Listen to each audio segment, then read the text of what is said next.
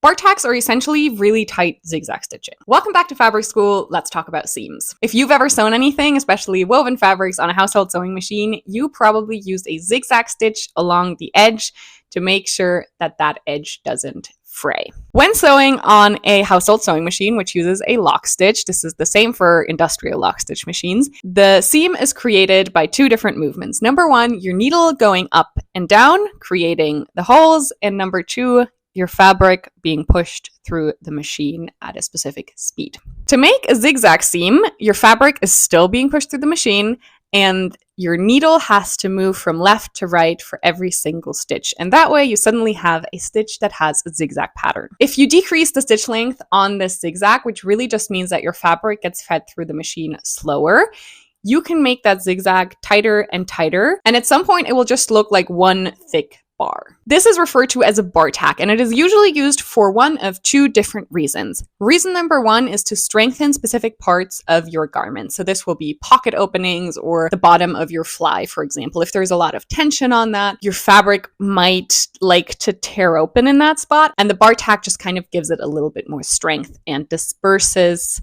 that tension from just one tiny point to the entire bar tack. The second thing it's used for is very short seams that have to take a lot of strain. So for example, to sew down belt loops, or also the ends of the straps on your backpack that you use to adjust the length of your backpack when you're pulling on them, that is usually also done with a bar tack. Most of the time, you want the stitches on your bar tack to be quite dense. If you can clearly see a zigzag pattern in that stitch, that is mostly not a good sign. The exception here is when it comes to thinner or finer fabrics. If, for example, you have a rain jacket with the main focus of it being super lightweight, so you have a very thin fabric that also is supposed to be waterproof, you don't want a ton of holes in it.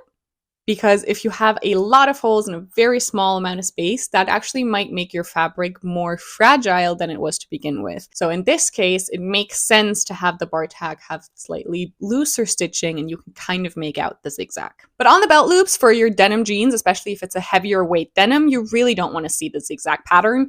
The time that I've seen this the absolute worst is when I looked at Shein jeans. Here you can very clearly see a zigzag.